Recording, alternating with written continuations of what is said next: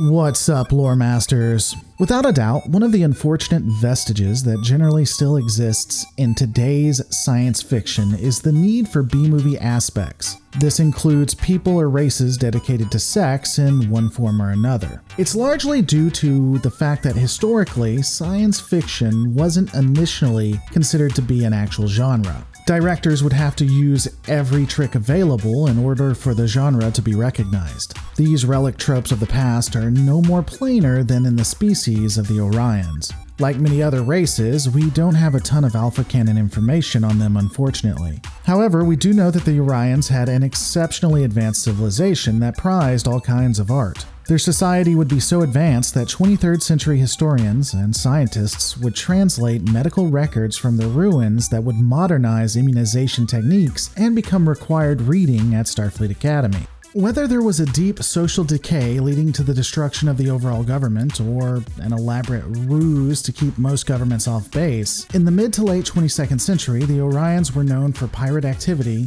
lucrative slave markets, and overall trade. A stark difference given what we see from the ruins. In the mid to late 22nd century, the Orions would become known for pirate activity, their lucrative slave market, and overall trade. The Corydonites, Vulcans, Gorn Hegemony, and Earth Cargo Service would all have varying interactions with the Orions by at least the early 22nd century. This species, well known for having various forms of green, would be very keen for reciprocity and trade with all civilizations, but would go out of their way to claim neutrality in galactic affairs. Again, whether this is due to their society having very little cohesion and an inability to defend themselves from invasion, or because they would prefer governments stay out of their business, isn't known. The Orions, like the Ferengi, relied on their trade to keep other governments appeased. This was largely successful, as even the coalition of planets had trouble convincing their own member worlds to enact a trade embargo on the Orions. A large part of this being because of the close relationship the Orions had fostered with Corydon. However, the attempts to stay neutral in galactic affairs would be brought into question when both Orion pirates were caught trying to steal dilithium from Corydon, as well as them placing a spy on the USS Enterprise during the Babel Conference. This was in order to disrupt the induction of Corydon into the Federation. Why Corydon was not admitted earlier, as it was a part of the Coalition, isn't known, though it could be that Corydon left the Coalition because of the Orion dispute, or perhaps squeezed out by the Tellarites, who were pushing for said embargo.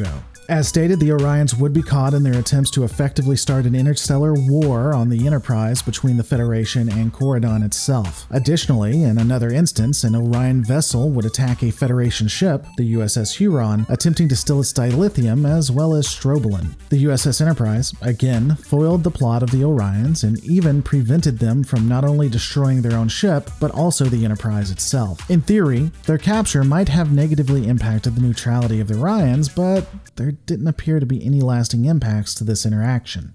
The Orions continued to expand their influence, having an embassy on Kronos by 2257 and trade as far as Deep Space Nine and further by the 24th century. Their love of art would also flourish, as the Cosmology Academy on Orion 1 was known to be a prestigious school of learning. However, the Orions would have a very dark aspect to them. A powerful dark organization known as the Orion Syndicate would hold large sway within the Orion's influence. Again, due to our lack of knowledge of the Orions, it's unclear if the Syndicate effectively runs a lot of Orion operations or is just a very powerful mafia-like entity within Orion's borders that the Orion government uses as an effective buffer between them and meddling governments.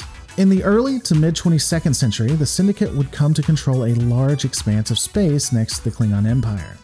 The Borderlands, as it became known, was considered to be largely lawless.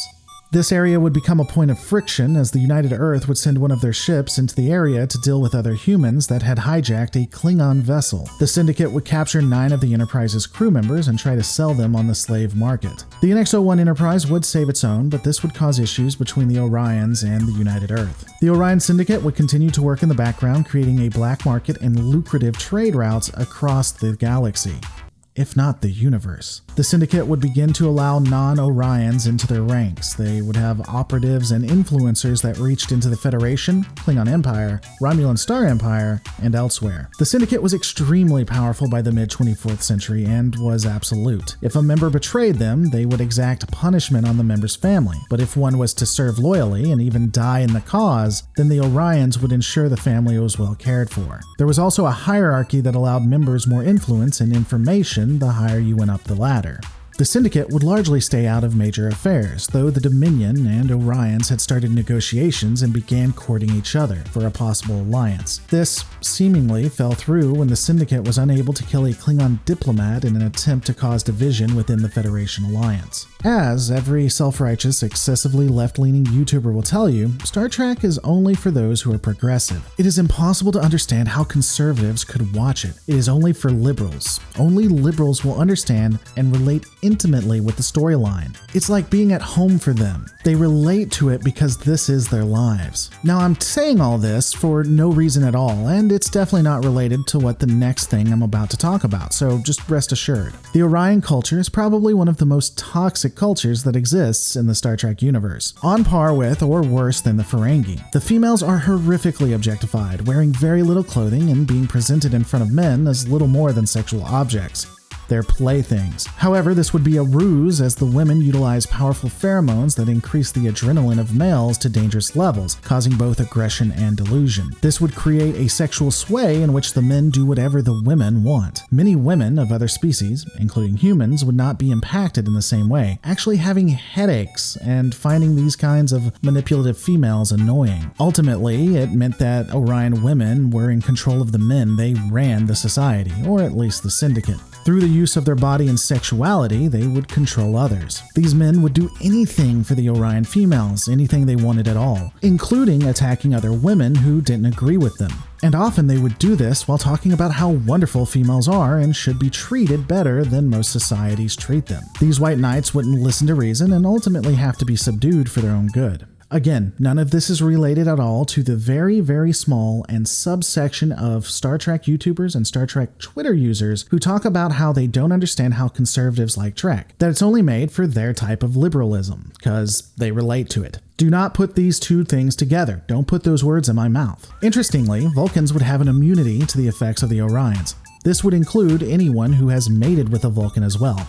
Apparently, having sex with Vulcans means you gain their resistance to disease. That's definitely a hell of a way to build herd immunity. This does bring up a curious point. We never really see if a countermeasure is ever instituted to handle the Orion pheromones. Given how technologically advanced the Federation is medically, I can't see them not finding a way to counter this when interacting with Orions. Additionally, I would imagine that given the Vulcans are immune, they would either be deployed along the border of the Orions or their immunity would be identified and replicated. There's also another discussion here as well. Did Orions ever join Starfleet? We know in Star Trek 2009 that there is at least one woman who was a part of the institution. Initially, I was going to use this to say yes, but that did happen after the timeline incursion event that caused the split. So it could have been a part of the butterfly effect that Orions were a part of Starfleet. However, I can't see them not being allowed in. We know that Deltans, a race humans cannot resist, are allowed to be a part of Starfleet as long as they take a vow of chastity. So perhaps a procedure or receiving inoculations that would suppress the use of the pheromones would be enough to allow entry. Or perhaps the Orions would have to agree to not use these things. It's an interesting thought. Historically, I've stated that the Orions had been absorbed into the Klingon Empire. Logically, I can't see how this doesn't happen. I know it occurs in Star Trek Online, but solidified canon doesn't give me any reason to think it does here. I'm not sure what resource I used before, but I can't find it now. I do think it makes the most sense for the Orions to be absorbed. The Klingons wouldn't allow such a powerful asset and weapon to sit beside them unmolested, but there's no alpha canon that I can find that supports it. At the end of the day, like many other species, we don't see what happens to the Orions. But we do know that they still have a presence, and possibly a large influence if the Syndicate now runs Orion culture. But what do you guys think happened to the Orions? Let me know in the comments below. Don't forget to rate, comment, and subscribe, and I'll see you on the next Lore Reloaded.